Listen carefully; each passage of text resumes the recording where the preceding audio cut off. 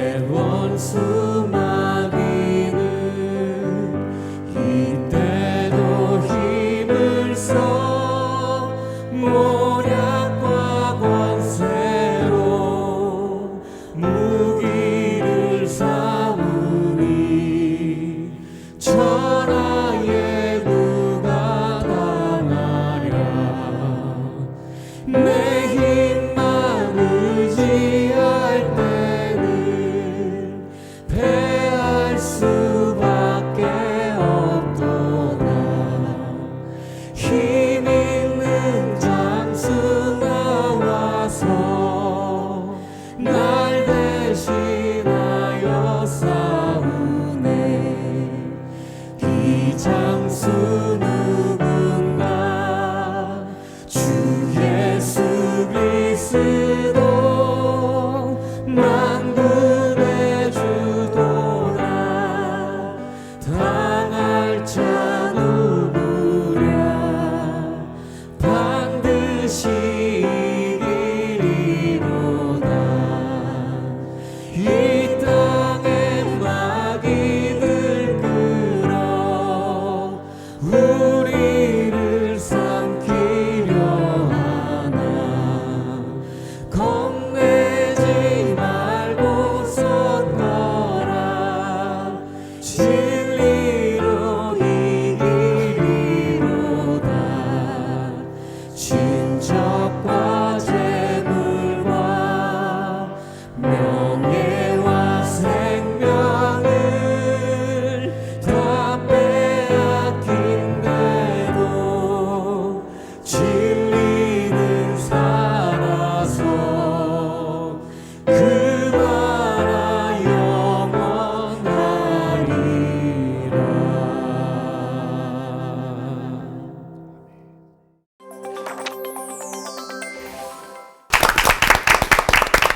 강한 성이요 방패 되시는 주님을 의지하면서 여러분과 함께 해온 시간들을 한번 재봤는데 글쎄 600번째 만남이에요. 600회.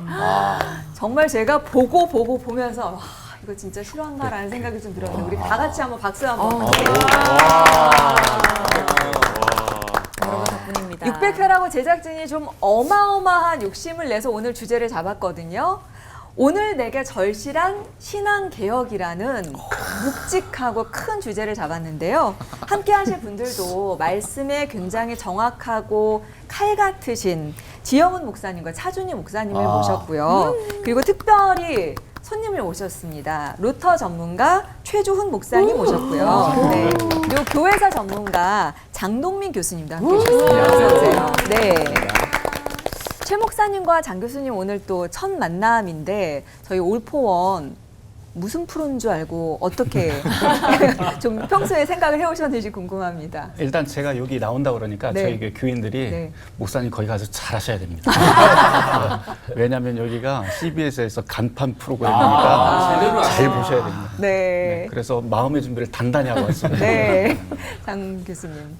제가 볼 때 너무 편안하고 또 즐거운 분위기에서 진행을 해서 네. 모든 사람이 은혜롭게 보고 있는 프로그램인데요. 제가 와서 혹시 망치지 않을까. 아유, 그럴 일 없습니다. 걱정이 네. 됩니다. 네. 자, 그러면 오늘 주제에 들어가기 전에 사전 체크를 좀 먼저 해봤으면 좋겠거든요. 올포원을 600회 동안 뭐 다 600번은 아니지만 함께 해오신 패널 분들이니까 우리 그 신앙의 현주소를 한번 점검해봤으면 좋겠습니다. 동시에 대답을 해주세요. 내 신앙의 현주소는 갱신형. 무슨 보험 같죠?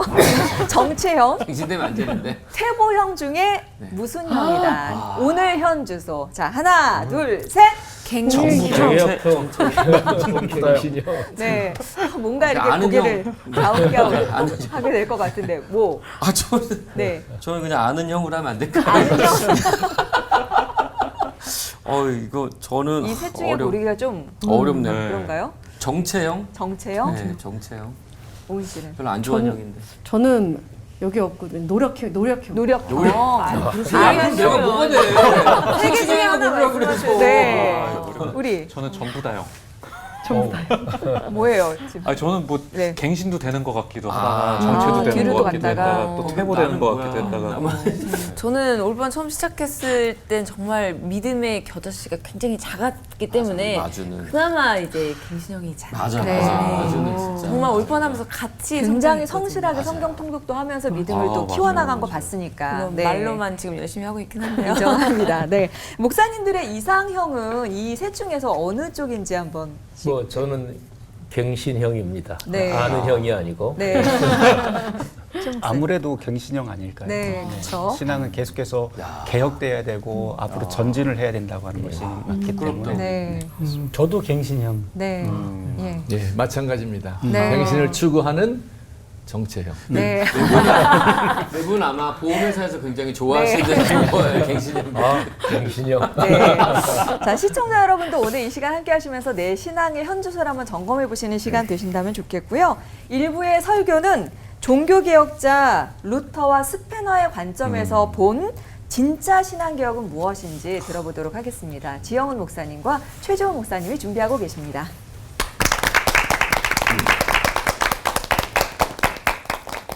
기독교 신앙을 가장 짧게 기독교 신앙은 이거다 이렇게 얘기하면 어떻게 될까요?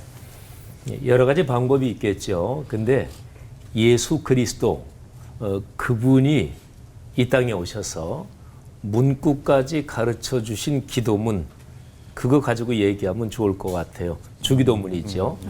주기도문에서 예수 그리스도께서 하나님 아버지의 뜻이 하늘에서 이루어진 것처럼 땅에서도 이루어지게 도와주십시오.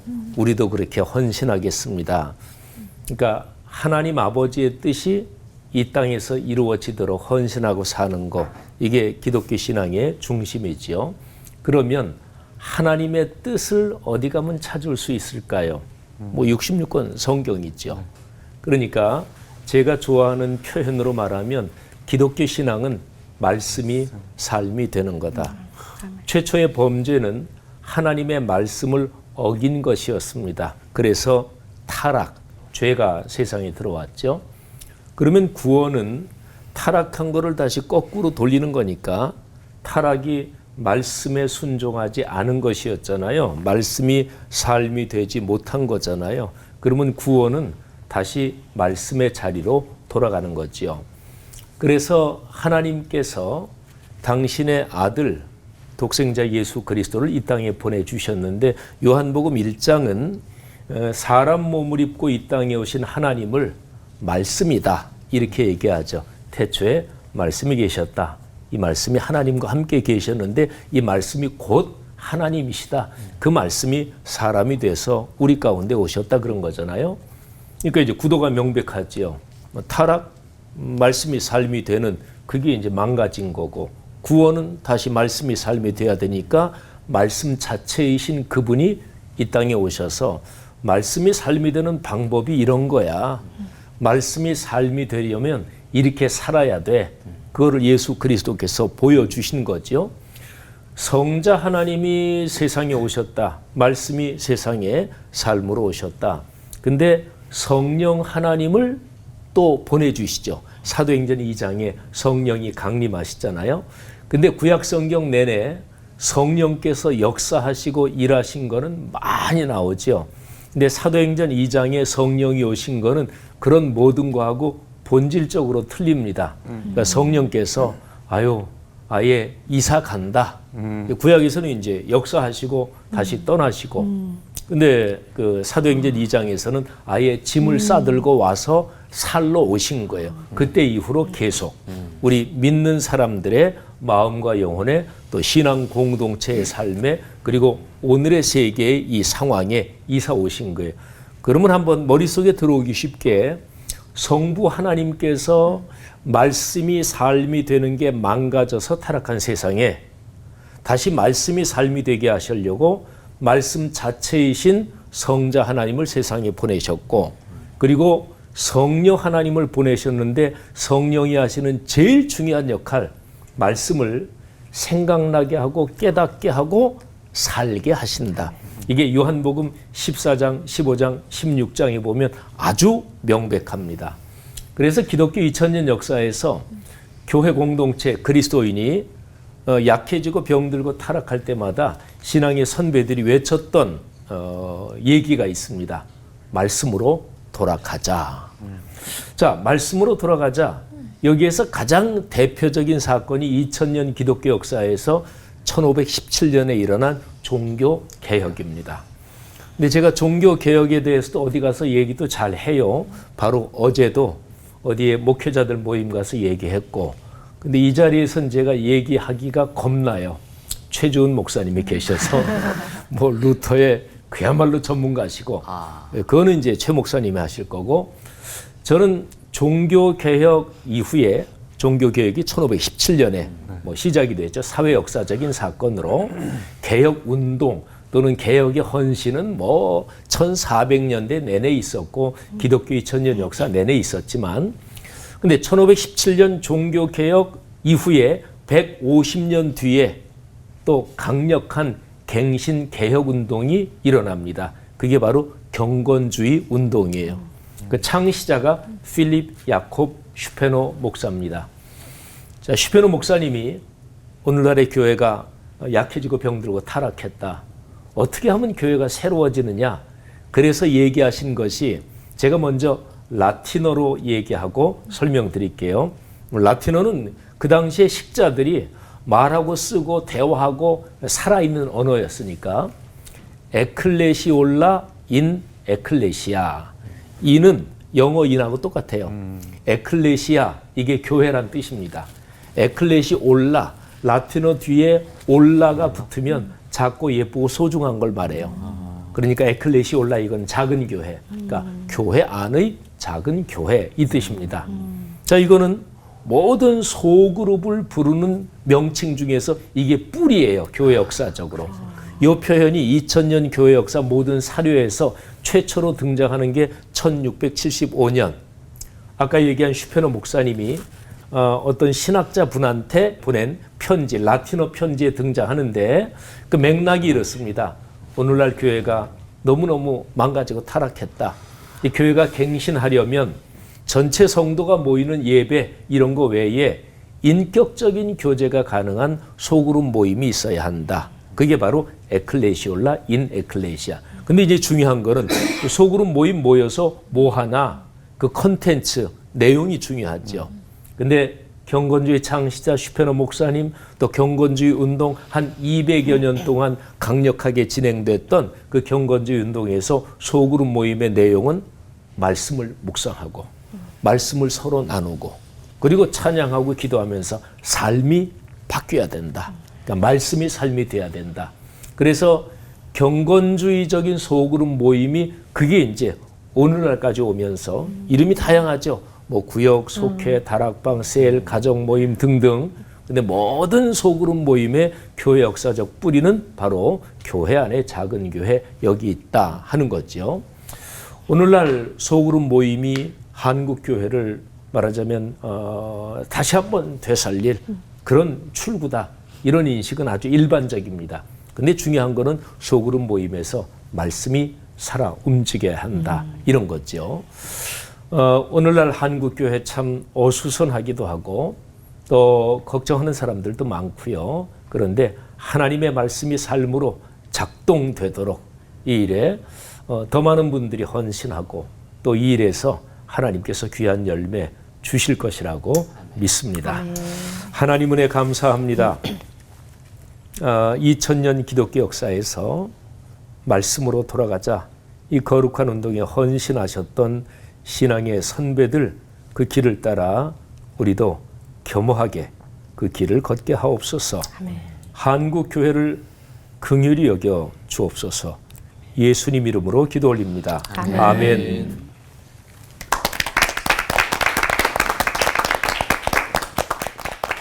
주님의 평안을 전합니다. 제가 루터교회 목사입니다. 한국에는 전체 해봤자 한 60여 명밖에 되지를 않기 때문에 제가 늘 어디를 가면은 천연기념물 숫자보다도 더 적은 희귀종을 여러분들이 보고 있으니까 경청을 좀 해달라고 꼭 부탁을 말씀드리고 시작을 하곤 합니다. 오늘 600회 올포원 600회를 정말 진심으로 축하를 드리고요. 오늘 주제하고 관련해서 아마도 그 신앙의 개혁에 대한 이야기를 하기 때문에 저를 초대를 한 것 같아요. 그래서 이제 루터교회 목사가 왔으니까 아무래도 종교개혁에 대한 이야기를 좀 듣고 싶어서 저를 부르신 것 같은데 제가 오면서 좀 생각을 해봤습니다. 종교개혁이란 도대체 어떤 것일까라고 하는 것을 늘 묵상을 하면서 여러분에게 오늘 이야기를 드리고 싶은 것은 사실은 종교개혁이라고 하는 것은 거대한 거인들의 움직임이라든지 운동에서 시작이 된 게 아닙니다. 아주 작은 무명의 그리스도인이 내 신앙이 정말 지금 바르게 있는가? 나의 기도 생활이 제대로 있는가? 내가 묵상을 제대로 성경의 말씀대로 살아가고 있는가 하면서 자기 자신을 돌아보는 것이 사실은 세계를 움직인, 역사를 움직인 종교개혁의 도화선이 되었습니다. 그래서 오늘 저는 종교개혁의 그 거대 담론을 이야기하기보다는 도화선이 되었던 신앙의 이야기를 좀 한번 해보려고 합니다. 그 중에서도 아주 보편적인 이야기죠. 너무나도 당연한 이야기인데 기도에 관한 이야기를 함께 나눠보려고 합니다. 루터 이야기 하나 해볼까요? 루터에게 아주 오래된 벗이 있었는데요. 비텐베르크에서 살 적에 이발사 페터라고 하는 사람하고 아주 친했습니다. 거의 단골 손님이었거든요. 그런데 어느 날 이 페터가 루터에게 한 가지 부탁을 합니다. 선생님, 기도는 어떻게 해야 되나요? 제가 기도를 하고 싶은데 기도를 어떻게 하는지 잘 모르겠습니다. 이 이야기를 합니다. 우리도 그렇죠. 기도, 그럼 너무나 당연한 것 같지만 기도가 무엇입니까? 기도를 어떻게 해야 됩니까? 물어보면 참 그것처럼 답답한 해답이 참 답답한 것도 없는 것 같아요. 이 페터도 역시 똑같은 마음으로 루터에게 그 말을 하자 루터가 고민을 한 끝에 나중에 간단히 기도하는 법이라고 하는 제목으로 긴 편지를 한번 써서 이발사 페터에게 편지를 보내게 됩니다. 그 앞에 있는 대목을 제가 잠깐 읽어드릴까 해요. 사랑하는 법 페터, 기도하는 법을 알려준다고 했는데 이제야 글을 보내네. 이 편지는 내가 평소에 기도하는 방법을 쓴 것이니 우리 주님께서 자네를 비롯한 모든 사람이 기도를 더 잘할 수 있길 바랄 뿐일세. 아멘. 가장 먼저 하고픈 이야기는 잡생각이 들고 심란해서 기도할 마음도 들지 않을 때 기도하는 법이네. 우리의 육신과 마귀는 온갖 방법을 동원해서 기도를 방해한다네.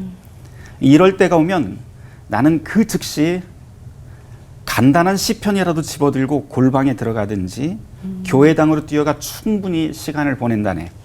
그때 십계명, 사도신경을 시작해서 주기도문을 구절구절 묵상한다네.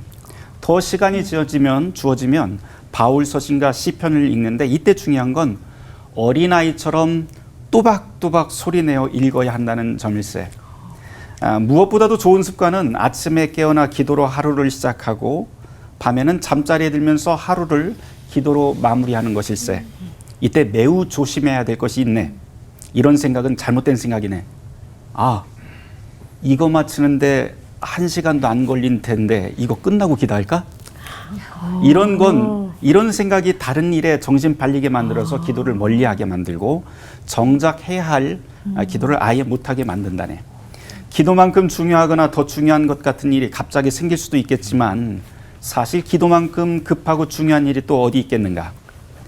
라틴어로 성경을 번역했던 히에로니무스가 이렇게 말한 적이 있는데 한번 들어보게나.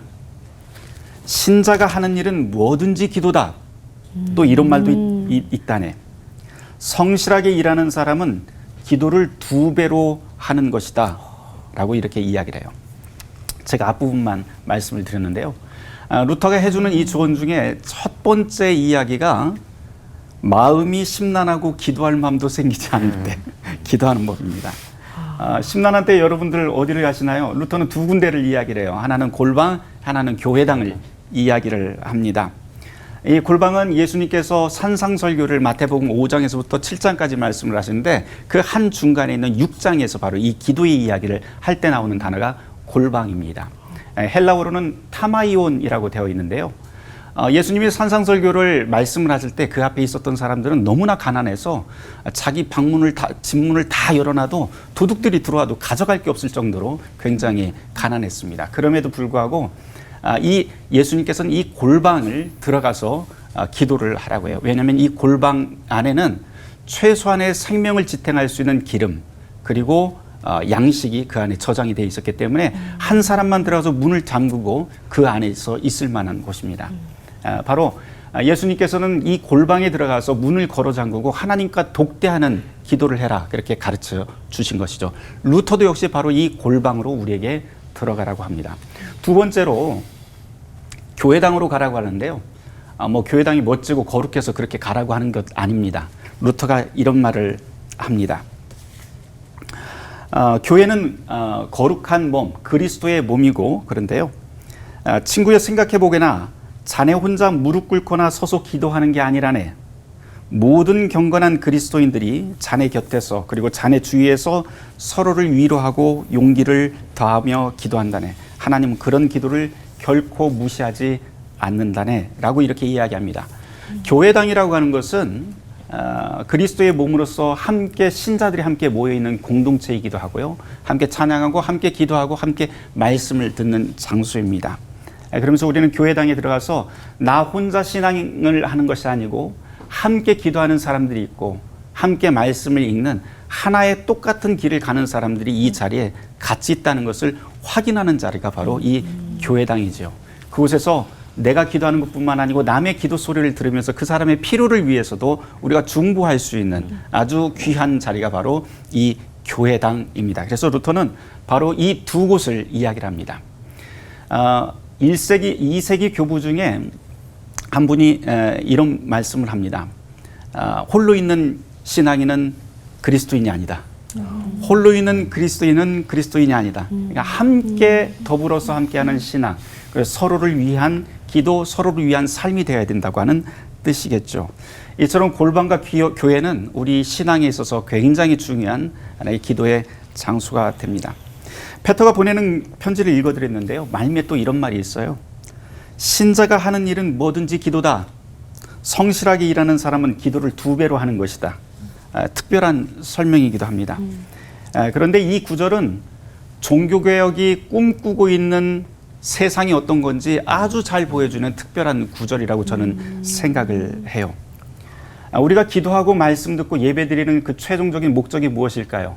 예수님께서 우리를 향해서 기도하라, 또 말씀을 함께 묵상하고 함께 이웃과 더불어 살아라 하는 그 목표가 무엇일까요? 그것은 단지 우리의 하루만, 일주일 중에 주일이라고 하는 하루만을 위해서 살라고 하는 것이 아니고 우리의 모든 삶이, 모든 시간이 주님께서 창조하신 그 거룩한 시간이기 때문에 사실 주일 하루만 거룩한 것이 아니고 모든 일상이 거룩하고 또 하나님과 함께하는 삶이 되어야 된다고 하는 그런 뜻이겠죠. 그런 이유 때문에 루터는 성실하게 일상을 살아가는 사람, 성실하게 일상 속에서 기도하고 말씀을 묵상하면서 그 말씀을 붙잡고 살아가는 사람이야말로 참으로 하나님 뜻에 합한 사람, 그리고 종교개혁이 추구했던 나라, 일상이 모든 곳이 바로 하나님의 나라가 되는 그런 곳을 바로 종교개혁 정신이라고 이야기를 할 수가 있습니다. 끝으로 사랑하는 성도 여러분, 기도는요, 해도 되고 안 해도 되는 그런 선택사항이 절대 아닙니다. 주님께서 우리에게 구하라 말씀하셨고 또한 들어주신다고 약속을 하신 명령과 복된 약속이 함께 묶여있는 참으로 복된 복음입니다. 바라기는 저 여러분 모두가 다 기도를 통해서 그리고 우리의 일상 속에서 하나님의 나라를 이루는 진정한 개혁의 성도들이 되시길 주님의 이름으로 축원합니다. 기도하겠습니다. 주님, 우리가 하나님과 독대할 수 있는 기도, 그리고 하나님의 말씀 안에서 주님의 나라를 찾아갈 수 있는 용기, 지혜, 그리고 우리의 삶 속에서 이웃과 더불어 살아갈 수 있는 그러한 기쁨을 우리에게 허락하여 주시옵소서. 이 모든 말씀 예수 그리스도 이름 받들어 기도드렸습니다. 아멘.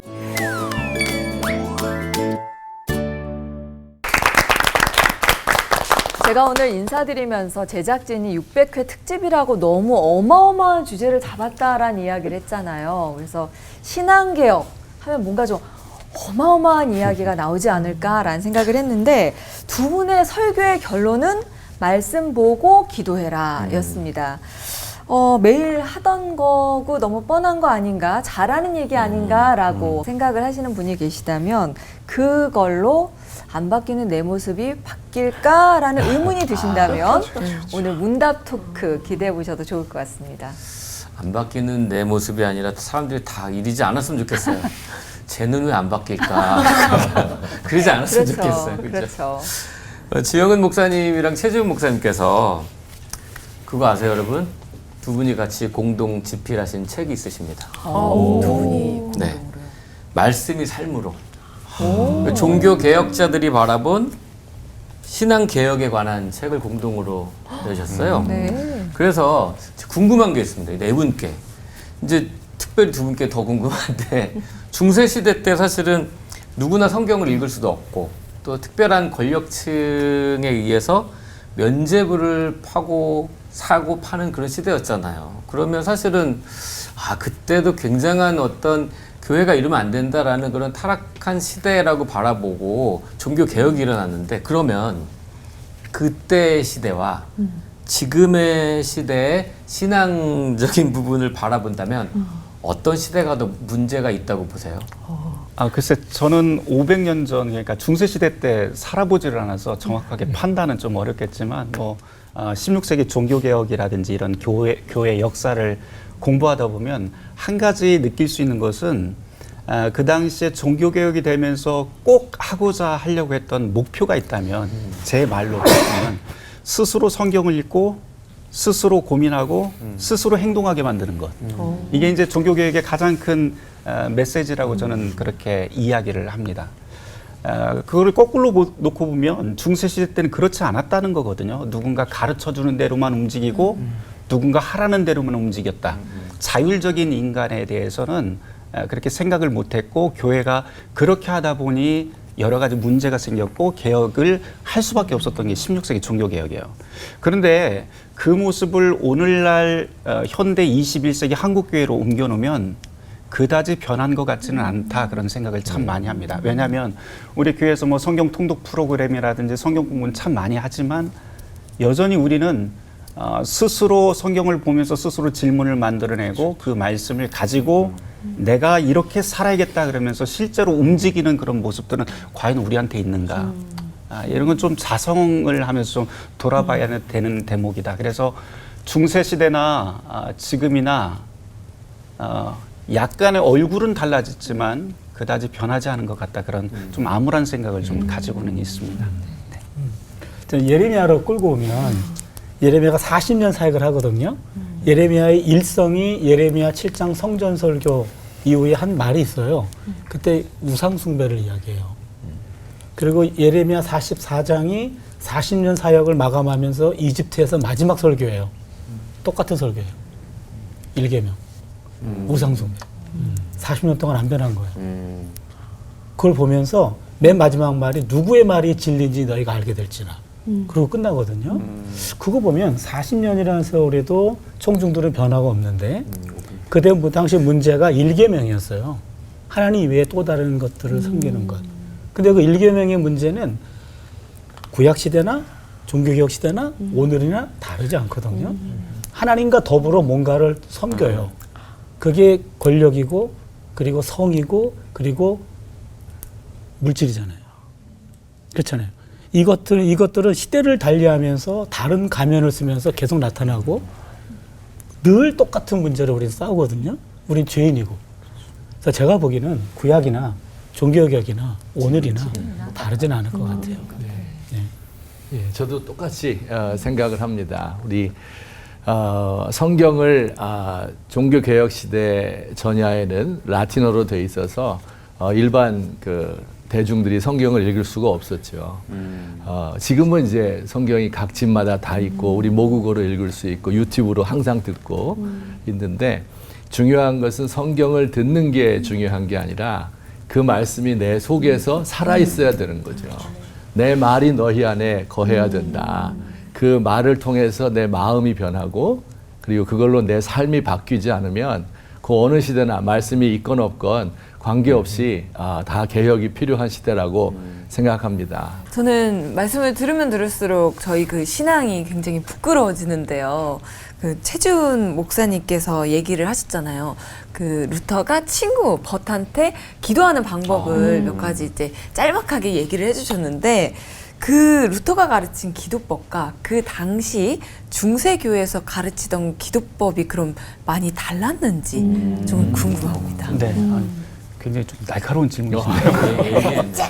네네. 사실 루터는 원래 수도사 출신이었기 때문에 중세 교회가 가르치던 그 기도법에 굉장히 숙련된 사람이었습니다. 예를 들어서 수도원의 기도법 그러면 보통 한 4단계로 이야기를 해요. 라틴어로 하면 뭐 렉지오, 메디타치오, 그다음에 오라티오, 콘템플라티오. 그러니까 이거를 소위 현대교회에서는 그것을 관상기도라고도 이야기를 해요. 그런데 각각의 렉지오라고 하는 것은 성경을 읽고, 그다음 메디타치오는 집중을 하고, 그러니까 묵상을 하고, 오라티오는 기도하고, 그다음에 콘템플라티오는 관상이라고 하는 단계로 갑니다. 근데 이 관상은 뭐냐면 모두 다 수도원에서 가르치던 중세기도법은 밑에서 내가 성경 말씀을 가지고 집중하면서 기도를 통해서 점점 하늘로 올라가는 기도법을 가르쳤어요. 그래서 하늘로 사다리를 타고 올라가듯이 기도를 하면서 무엇을 해야 되면 중점은 뭐냐면 내 현실을 자꾸 내려놓는 거예요. 나의 현실의 짐, 내가 지금 고민하는 것들을 다 내려놓고 맨 마지막 궁극적인 목표는 그리스도와 함께 또는 하나님과 함께 하나가 되는 것. 그러니까 신비적 합일에 가장 맨 마지막 최종 목표를 둡니다. 우리도 기도 그렇게 할 때 참 많이 있잖아요. 근데 루터는 그 수도원에서 그런 평생 동안을 그런 수도원의 기도에 몸이 익숙했지만 나중에 이제 자기가 1539년도에 다시 정리를 하게 됩니다. 그래서 그런 기도 말고 새로운 기도법을 우리에게 가르치는데요. 오라티오, 메디타치오, 텐타치오. 이거를 한국말로 바꾸면 기도, 말씀 묵상, 그 다음에 시련이라고 하는 굉장히 이상한 이야기를 특별하게 이야기를 합니다. 이거 설명을 하면 굉장히 길어지겠지만 아주 짧게 요약을 하면 방향이 좀 달라졌어요. 뭐냐면 중세기도법에서 내가 땅에서 하늘로 올라가면서 나를 잃어버리는 기도를 했다면 루터의 기도법은, 루터가 이제 가르치는 기도법은, 기도라고 하는 것은 나의 모든 것을 성령님께 다 맡기는, 나를 비워내는 것부터 시작을 합니다. 내가 할 수 없습니다라고 하는, 그 다음 내 말씀을 읽으면서 내 귀로 들어가게 하고 그 말씀이 나의 양심을 울리게 하는 설교가 되게 하고요. 그 다음 맨 마지막 시련이라고 하는 이 단계가 아주 독특한데, 모든 기도는 우리의 삶 속으로 들어가지 않으면 안 된다라고 이야기를 해요. 그러니까 중세기도법에서는 나를 잊어버리고 현실을 잊어버리고 초탈하는 데 목적이 있었다면 루터가 가르치는 프로테스탄트 기도라고 하는 것은요, 기도를 하면 할수록 우리의 현실에 더욱더 눈을 뜨게 만들어요. 내 옆에 사람이 지금 어떤 어려움을 당하고 있는지, 그리고 내 옆에 사람이 어떤 필요를 가지고 있는지, 내가 살아가고 있는 교회에 어떤 문제가 있는지, 내가 살아가고 있는 이 국가에 어떤 문제가 있는지 훨씬 더 확연하게 귀를 열고 눈을 열면서 그 안으로 뛰어들어가게 만드는 것이 바로 루터가 가르치는 기도법입니다. 그 차이가 아주 상당하죠. 그러니까 방향이 완전히 다른 하늘로 거예요. 향하던 시선이 땅으로, 그렇죠. 이웃들에게로 내려왔다, 이렇게 이해할 수 있겠네요. 한 가지 더 이야기하면 루터가 1520년도에 3대 논문이라고 하는 것을 아주 그 유명한 글을 쓰게 되는데요. 그 중에 맨 마지막 글이 그리스도인의 자유라고는 아주 아름다운 글을 써내게 됩니다. 제가 정확한 워딩은 여러분에게 다 말씀을 드리지 못하겠지만 거기에 믿음과 사랑에 대한 이야기가 나와요. 루터가 뭐라고 하냐면 믿음은 우리를 하늘로 들어올립니다. 그러니까 믿으면은 하나님과 가까이 가는 것처럼 그렇게 생각이 든다는 거예요. 하늘로 들어올립니다. 그러나 우리의 믿음은 거기 머무르지 말고 사랑으로 땅으로 내려와야 됩니다.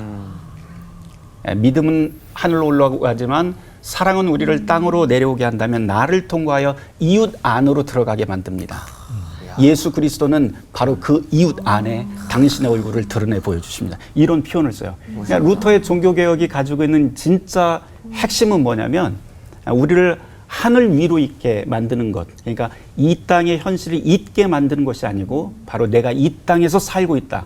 그리고 하나님이, 그리고 그리스도가 우리와 함께 이웃과 더불어 가는 삶 속에서 함께 하신다라고 하는 그런 메시지가 바로 이 종교개혁자가 가르치고 있는 메시지라고 할 수가 있습니다. 좀 더 따뜻한데요? 와, 어렵네요. 하나님도 바라봐야 될 것 같고 이 세상에서도 해야 될 것 같고 네. 뭐가 막 충돌이 오긴 하는데 저는 이제 종교 개혁이라고 하면 루터나 뭐 쯔빙글리, 뭐 칼빈 뭐 이렇게 이제 등장을 하시는데 솔직히 처음 들으셨잖아요. 네, 저는 사실 제일 친근한 건 이제 루터는 친근한데 스페너라는 분은 진짜 낯설거든요. 네. 저는 그 사람은 도대체 어떤 인물이길래 이 경건이라는 것을 갖고 와서 이 종교 개혁이랑 연관을 시켰는지. 근데 그런 분들 많잖아요. 말로는 경건을 외치지만 정작 스스로의 삶은 경건하지 않은 분들이 많은데 그분은 또 말만 그렇게 하신 건 아닐 거잖아요, 그죠, 목사님? 그 이제 제일 간단하게 설명을 드리면은요, 종교 개혁이 1517년에 사회 역사적으로 확 이제 시작이 됐죠. 근데 그리고 나서 이제 연도 기억하기가 쉬운데 1555년 1555 요때에 카톨릭하고 루터파하고 그 전에 전쟁도 했어요. 근데 우리 싸우지 말자. 그래서 아우크스부르크라는 독일 도시에서 평화 조약을 맺죠. 근데 이때부터는 이제 교리로 싸웠어요. 교리. 그래서 우리가 믿는 교리가 참이다. 뭐 이런 식으로. 물론 전쟁도 뭐 있기도 했지만 기본적인 큰 틀로. 그러다 보니까 우리 기독교 안에서 교리가 무지무지하게 정교하고 치밀하게 막 논리가 발전했습니다. 뭐 이제 루터파도 그렇고 개혁파도 그렇고 또 영국의 앵글리칸 처치 성공회도 국교회죠. 거기도 그렇고 그런데 이제 1600년대로 넘어와서 1600년대 쭉 해서 특별히 이제 중반쯤 되면 교리 다 좋다. 그런데 내 생활은 어떻게 되는 거냐. 그러니까 그 올바른 성경에 근거한 교리가 내 생활하고 연결되느냐. 여기에 이제 관심을 많이 갖게 된 거죠. 그래서 슈페너, 뭐 스페너, 슈페너, 하여튼 뭐 발음은 뭐 그렇고 이분은 그분이 가진 신학적인 또는 입장은 종교 개혁자 루터를 제일 중심적으로 따라요. 그러니까 신학적인 사상적인 거는 거의 일단은 비슷하다고 보고, 근데 루터를 비롯해서 개혁자들이 발견한 그게 삶으로 정착이 안 됐다 그동안. 그러니까 충분히 그래서 그거를 삶으로 충분히 정착이 되고 살아 움직여야 된다. 이게 이제 경건주의 핵심인데 이제 그 제일 이제 중심되는 게 말씀이 살아 움직여야 된다. 이런 거죠. 경건주의의 핵심 인물이 슈페너인 거군요. 네, 그러게 말이에요. 한 가지만 조금 더 덧붙여도 될까요? 그 성경이 참 비싸다고 그렇게 말씀을 하셨는데 루터가 그 성경을 독일어로 번역을 하기 전에 그 당시에 다 라틴어 성경만 있었죠. 근데 라틴어 성경이 그 가격이 얼마였냐면 그 당시에 500굴덴이었습니다. 500굴덴이 1굴덴이 노동자가 한 달 동안 벌어들일 수 있는 급여였단 말이에요. 그러니까 500굴덴이면은 얼마 되네? 네. 4년 2개월. 네, 50개월을 해야. 그래서 아마 그냥 아주 간단하게 1개월에 100만 원씩만 받는다고 해도 성경 한 권의 가격은 그 당시에 5억 원이었던 거예요. 그래서 용세술이 발달이 안 돼요. 성경에다 옛날 성경 보면 금으로도 해놨고 그렇죠. 다이아도 맞습니다. 박아놨고 네. 특별히 비싼 성경 값인 건가요? 아니면 일반적으로 그랬어요. 일반적으로. 그래서 비싸구나. 그 당시에 성경을 가지고 있다고 하는 것은 사실은 성경을 읽기 위해서 가지고 있다는 게 아니고 자기의 권위를 상징하기 위한, 과시하기 위한 과시용이었고 수도원이라든지 이런 곳에서도 거의 한 권의 성경을 다 갖고 있는 경우는 별로 없었다고 그래요. 루터도 에어푸르트 대학에 들어가서 도서관에서 처음으로 대학 때 처음으로 그 한 권의 성경을 보고 세상이 열리는 경험을 했다. 이렇게 표현할 정도로 그 당시 성경이 굉장히 귀했던 시기입니다. 정말 감사한 시대에 살고 있네요. 그럼에도 이거 통독을 안 해봤으니 이거 무슨 불과 얼마 안 되는 거예요. 부끄럽네요. 너무 용세술. 부끄러워요. 여기서 두 분의 교수님께도 저희가 질문을 안 드려볼 수가 없는데요. 먼저 구약학 전문가이신 우리 차준희 교수님, 구약 시대엔 신앙의 갱신이 없었던 건지 왜 자꾸 갱신이 필요한 건지 궁금하고요. 또 교회사 전문이신 장동민 교수님께는요, 교회가 독보적으로 갱신됐던 때는 언제였고 왜 또 이렇게 무너진 건지 그 두 분께서 답변해 주시면 감사하겠습니다. 예, 먼저 그 구약에서 갱신 운동은 자주 있었던 것 같아요. 가장 대표적인 게 히스기야 개혁. 주전 그러니까 한 8세기쯤 되는 것 같아요. 8세기 말에 그 누후스단이라고 하는 거, 그 광야 시대 때 뱀을 본자는 살리라 그랬잖아요. 노뱀 본 사람은 살았고 안 무시한 사람은 그렇지 않았잖아요. 근데 나중에 그게 시간이 지나가면서 그 자체가 우상이 됐어요. 그래서 그걸 제거하는 것부터 시작해서 이제는 그 우상 어떤 그 물체들을 이렇게 요소들을 철폐하는 히스기야 종교개혁 이게 있었고요. 그 다음에 또 한 100년쯤 지나서 622년에 요시야 종교개혁이 또 유명하잖아요. 성전 보수 공사하다가 율법 책을 발견하죠. 그 책 보통 구약학자들은 그걸 신명기라고 그래요. 신명기 초판이다. 그래서 신명기를 발견하면서 그 말씀대로 말씀을 보고 요시야가 자기 옷을 찢어요. 이건 회개해야 된다. 말씀대로 살지 못했다. 그래서 말씀 갱신 운동이 일어나거든요. 그것도 100년 뒤에 일어났고. 그다음에 에스라가 포로에서 귀환하고 난 다음에 수문학 광장에서 그때 그게 455년경이니까 5세기가 되겠네요. 그때 성경을 읽어주잖아요. 근데 못 알아들어요. 성경은 히브리어예요. 그 당시 사람들은 아람어가 국제 공용어였어요. 그렇게 못 알아들으니까 여기저기 레위인들이 거기서 통역해 준 거예요. 그래서 통역으로 듣자마자 통에 자복하는 그런 우리식으로 하면 말씀 사경에 그게 생긴 것이 그때고, 느헤미야도 또 나중에 사회 개혁하고, 예, 이런 식으로 시대마다 이런 갱신 운동이 있었는데 그것이 실패했냐 성공했냐를 떠나서 이렇게 갱신 운동은 계속 필요한 거구나. 계속 필요했다. 그래서 오늘날에도 갱신은 반복돼야 된다. 그런 결론을 저는 얻습니다. 그 역사적으로도 지난 2000년을 거치면서 이 기독교가 타락하고 쇠락하고 도덕적으로 혼란스럽고 이렇게 될 때마다 하나님께서 한 사람 혹은 한 운동을 택해서 이제 그 교회를 전체를 개혁하기를 원하시는 거죠. 그래서 이제 중세 시대 때는 그 수도원 운동이 대표적, 수도원 운동도 여러 차례 있었습니다. 수도원 운동이 있었고, 종교 개혁도 사실은 그 개혁 운동의 제일 핵심적인 개혁 운동이라고 생각해요. 그 다음에 말씀하신 경건주의 운동이라든지 혹은 영국에서 일어났던 감리교 운동, 웨슬레안, 예, 그 다음에 또 미국에서는 대각성 운동이라고 들어봤어요. 1차 대각성 운동, 2차 대각성 운동 이래서 전 국민이 다 하나님 앞에 회개하고 돌아오는 이런 운동들이 일어났습니다. 그리고 우리나라에서도 1907년 대부흥 운동에 들어보셨죠? 예, 평양 대부흥 운동. 그리고 20년대, 30년대도 또 부흥 운동이 일어나고 또 해방 후에도 한번 큰 부흥이 있었고요. 또 70년대에 들어오면 빌리 그레함 목사님이라든지 이 민족 복음화 대성회 이래서 또 큰 부흥들이 여기저기서 일어났습니다. 근데 왜 이렇게 부흥이 간헐적으로 일어나느냐? 부흥과 개혁이 서로 같이 가는 거거든요. 그러니까 신앙이 쇠퇴하고 타락하고 말씀이 없어지고 이렇게 될 때 이제 다시 갱신하고 부흥하고 하는 운동이 일어나게 되는데, 한번 부흥이 일어나면 그때 이제 굉장히 좋잖아요. 하나님이 한 사람을 택해서 막 놀라운 일을 일으키시니까.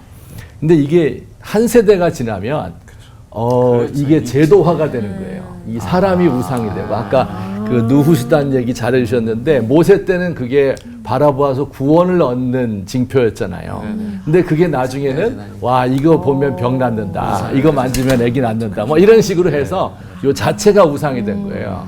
그러니까 그 개혁운동의 핵심을 놓치고 교리주의에 빠지고 율법주의에 빠지고 한 사람을 숭배하고 이 제도화되고 이렇게 되면서 이제 딱딱하게 굳어지는 거죠.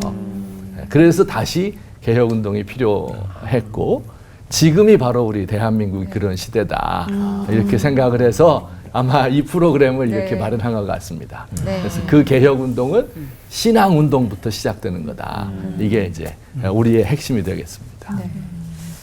루터의 종교개혁에 대해서 생각해보고 있는데, 뭐, 어느 날 갑자기 하늘에서 뚝 떨어진 게 아니라 끊임없이 나의 신앙에 대해서 계속해서 묵상하고 기도하는 가운데 시작됐다는 게 그게 핵심인 것 같고요. 오늘 우리에게도 그 지점이 참 여러 가지 시사하는 바가 큰 것 같습니다. 얼마나 우리가 치열하게 자기 성찰을 요즘 하고 살고 있는지, 끝없는 싸움을 해나가지 않으면 안 되는지 생각이 드는데요. 그래서 이번에는 600회니까 돌발 질문도 좀 특별하게 드려보도록 하죠.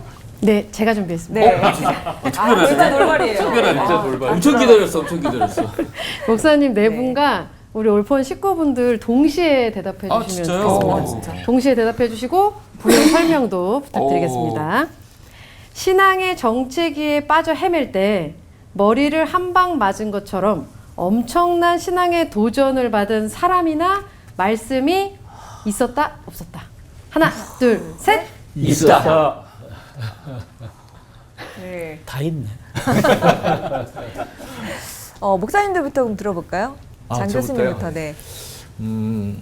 이제 목회자니까 목회하다가 보면 이제 신앙의 정체기가 오죠. 매너리즘에 빠지는 거죠. 매너리즘에 빠지면 반드시 교회에 문제가 생깁니다.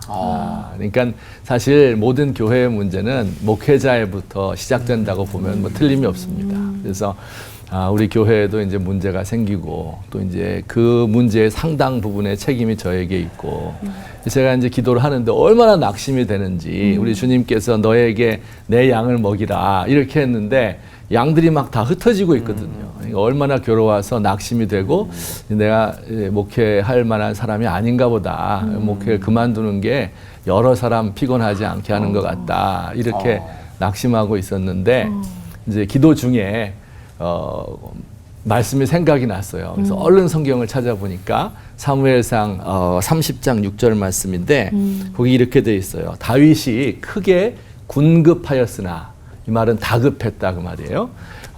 그의 하나님 여호와를 힘입고 용기를 얻었다 하는 구절이 있어요. 근데 그 말을 읽는데 그게 자체가 힘이 되는 거예요. 제 속에서 확 살아나면서 다윗이 여호와 하나님을 힘입고 용기를 얻었다 하는데 제 속에서 용기가 확 일어나는 것을 느꼈어요. 그래서 내가 낙심해 있을 때는 아니구나 하고 회개하고 잘못했습니다. 그리고 다시 돌아와서 몇 개월 걸렸죠. 목회 이 회개하는데 그리고 다시 회복하게 된 그런 경험이 있습니다. 네. 나눠주셔서 감사하고요. 네.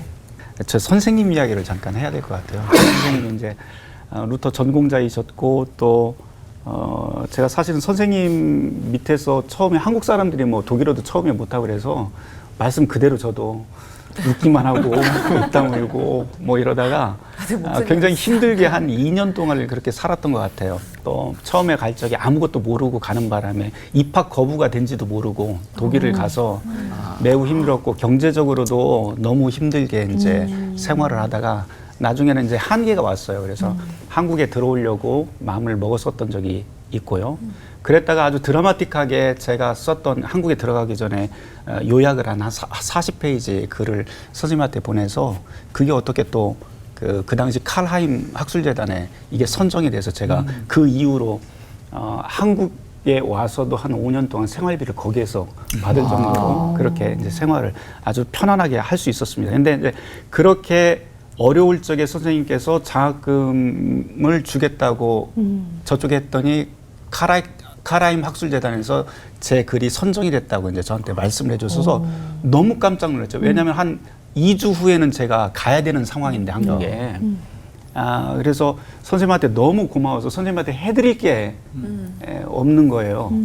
뭐 한국 같으면 뭐 박사과정 학생들이 선생님한테 뭐라도 대접을 해주고 그럴 텐데 가진 돈이 없으니까 할 수 있는 게 없어서 그때 뭐를 했냐면 제 아내하고 김치를 담가서 그 예전 그 커피병 있잖아요. 요만한 유리 커피병에다 김치를 담아서 정말 설레는 마음으로 선생님 사무실 앞에서 기다렸습니다. 선생님한테 그걸 드리려고. 선생님이 한국 김치를 좋아한다는 소식을 어디서 들었어요. 제가 그래서 서갖고 설레는 마음으로 기다리다가 똑똑했더니 누가 안에 계세요. 그래서 계속 기다렸어요. 한 20분을 기다리다가 들어가려고 했더니 선생님이 딱 나오시더니 쓱 보시더니 왜 왔냐고 물어보세요. 그래서 제가 선생님이 장학금 이렇게 받게 돼서 너무 감사한 마음에 다른 거는 해드릴 수가 없고 제가 김치를 준비를 했습니다. 그랬더니 저는 선생님 굉장히 좋아할 줄 알았거든요.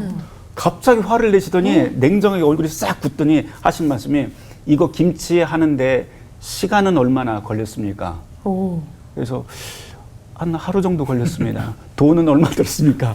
5유로 들었습니다. 그랬더니 내가 당신에게 장학금을 이렇게 할 수 있도록 배려를 하고 했던 그 이유는 당신이 모든 시간을 공부를 하고 연구를 하고 그리고 당신의 돈 한 푼이라도 바로 그런 곳에 쓸 수 있도록 내가 배려를 하기 위해서 이런 장학금이 했는데 이렇게 가져온 것은 당신은 지금 자기가 해야 될 일, 학생으로서 해야 될 일을 지금 망각한 것입니다. 그러면서 굉장히 화를 내시더라고요. 그래서 깜짝 놀라서 제가 거기서 오히려 선생님한테 당황했다기보다도 그때 놀랬던 것은 아니 이런 분이 있을까? 감동적이네요. 그렇죠.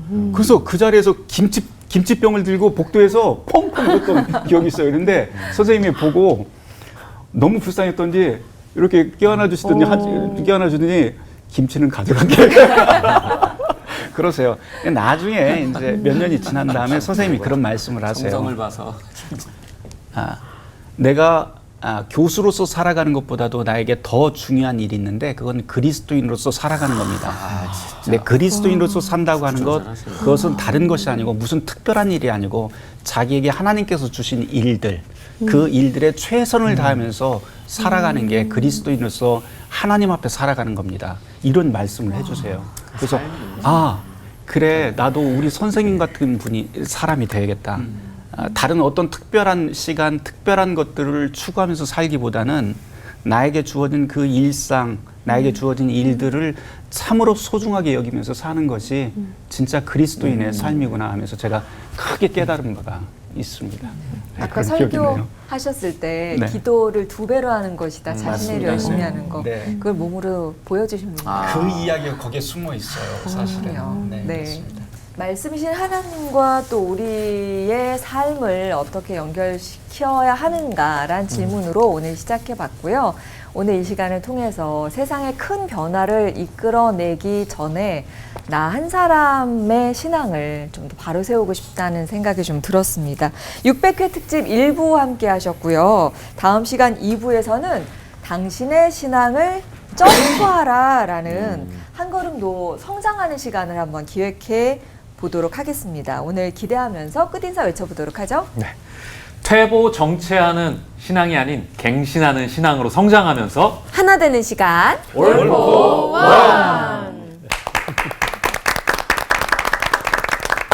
아이고 고맙습니다. 궁금했던 신앙 질문을 올포원에 보내주세요. 선정된 분들께는 이스라엘 네게브에서 생산된 최고급 엑스트라 버진 올리브 오일을 드립니다. 네게브 올리브 오일을 드실 때마다 이스라엘 사막에 회복의 푸른 나무가 심어집니다. 많은 참여 부탁드립니다.